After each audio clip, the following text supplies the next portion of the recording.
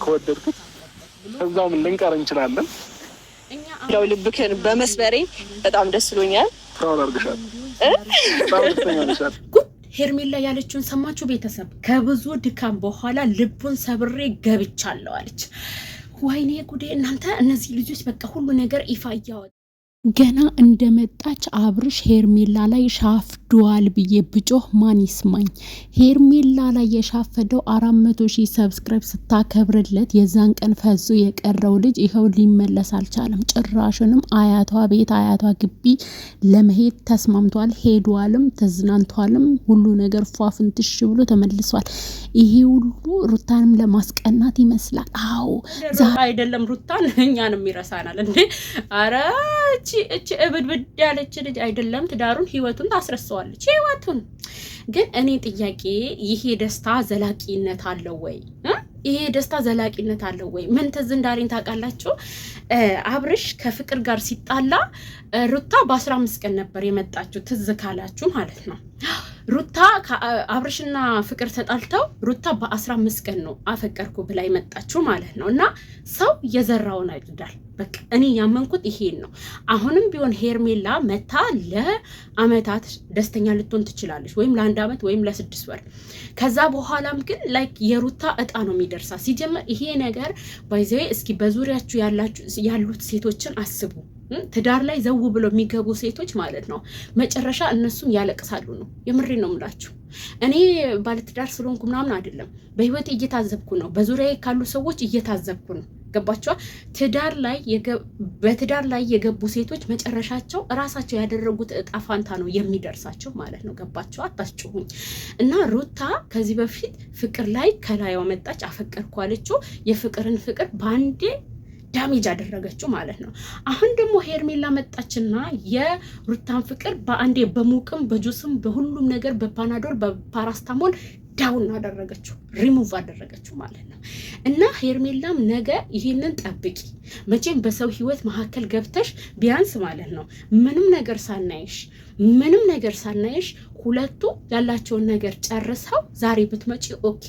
ግን በተለያየ ቪዲዮ እያየንሽ በተለያየ ድርጊቶች እያየንሽ እኛ ምስክር ነን።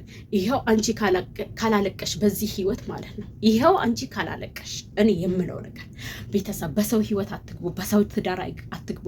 የማትፈልጉትን ነገር ሰው ላይ አትዝሩ። ምክንያቱም የምታጭዱት ይሄንኑ ነው። ገባችኋ? እኔ በቃ ዛሬ በጣም ነው የተገረምኩት። ያኔ ነው ትዝ ያለኝ ሩታ አብርሽና ፍቅር ሲጣሉ ሩታ የመጣችበት ሰሞን ነው ትዝ ያለኝ ማለት ነው። እኔ ገና አብርሽ ዩቲዩብ ሲከፍት ነው የምከታተለው። ገባችኋ? እና ምን ልላችሁ ነው፣ ሄርሜላ መጨረሻዋ አያምርም። አስረግጬ ስነግራችሁ ሄርሜላ መጨረሻዋ አያምርም ማለት ነው።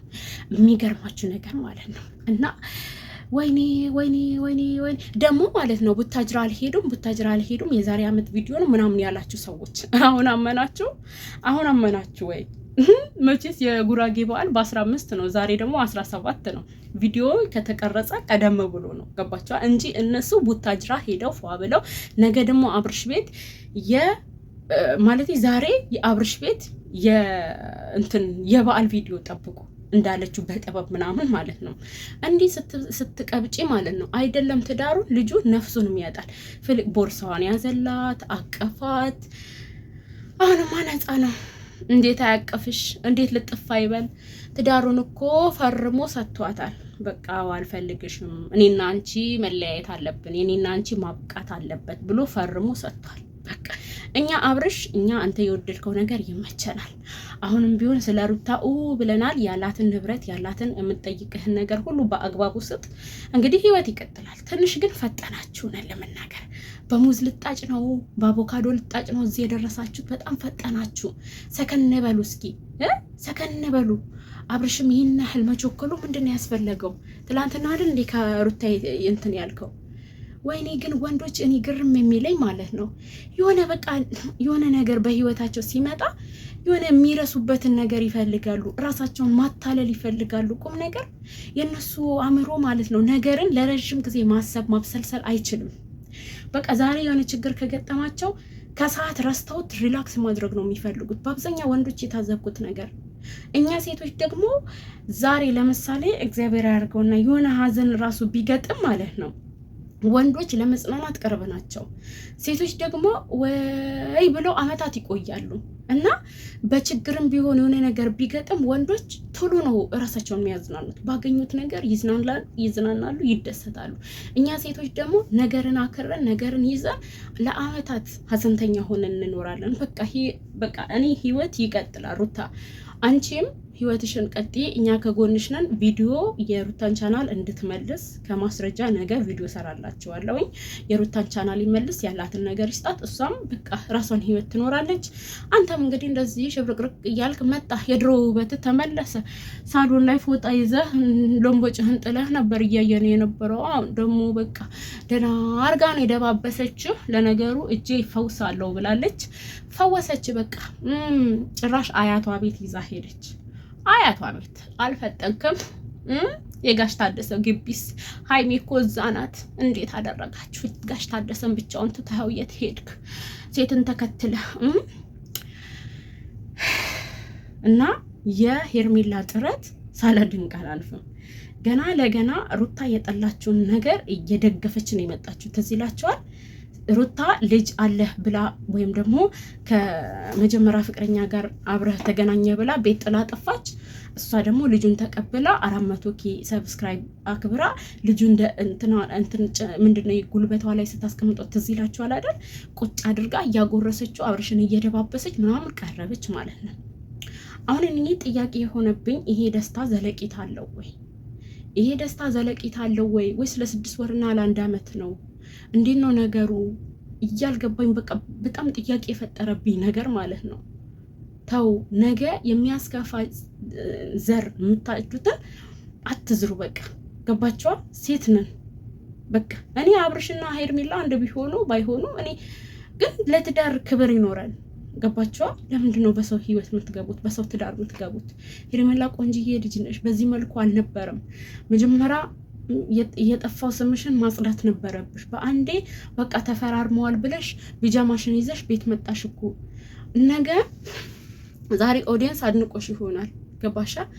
ነገ ግን ኦዲየንስ ይዘቀዝቅሻል፣ ከኔም ጭምር ማለት ነው። ስለዚህ መጥፎ ነገር አንስራ። በቃ እንዴ በጣም በቃ ሽማግሌ ካላኩኝ አልሽ እኮ ሽማግሌ በቃ አንተ 80 ያህል አወርዳል ወይም 80 ያህል ቀድሃል ወይም ፈርመሃል።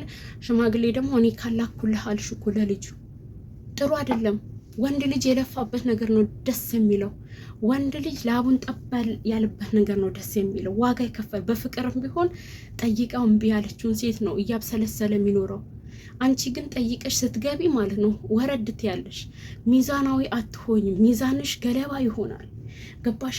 ስለዚህ የሚያሳፍር ነገር ለምንድን ነው የምታደርገው? ነገ በላይሽ ላይ ይሄ ልጅ ሴት እንደማያመጣ በምን እርግጠኛ ነሽ? ደበስበስበስበስ እያረግሽ ልጁን እኮ አሟሟሽብን። አሟሟሹ ወይኔ ወንድሜ በቃ መላም የለህም። እኛ የወደድከውን እንወድልሃለን፣ ግን የመጀመሪያ ሚስትህን አታስከፋብን። በህግ አምላክ የመጀመሪያ መራታችን አስለቅሳ አይደለም ወደ ሌላ ሚስት የምትዘዋወረው ማለት ነው። አውቃለሁ የወንድ ጥረት አለ፣ ግን ሰከን ተረጋጋ፣ ረጋ ቀስ በል። አዎ እንዴ ምንድን ነው እዛም እዚህም ሚስት ይኖረኛል ክሳ።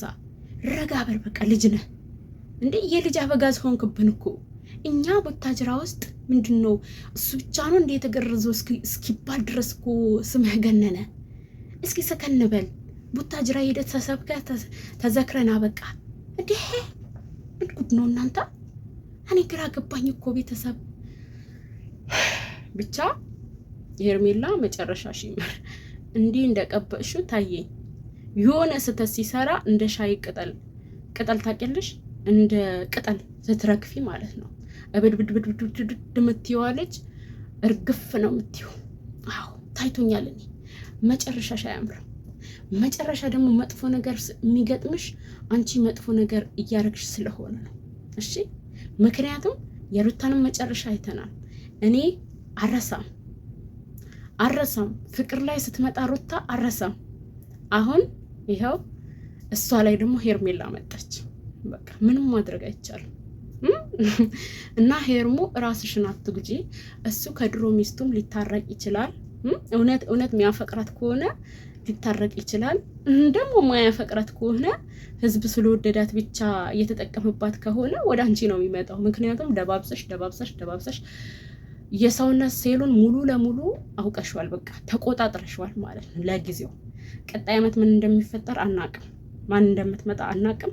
ለአሁን ግን ሴሎቹን ተቆጣጥረሻቸዋል። በቃ እንደዛ ማለት ትችላላችሁ። በዚህ አያቷ ቤት ለመሄድ ተስማማኩ። ቁድ ሰዎች ተኝተዋል። በቃ ሂዱ።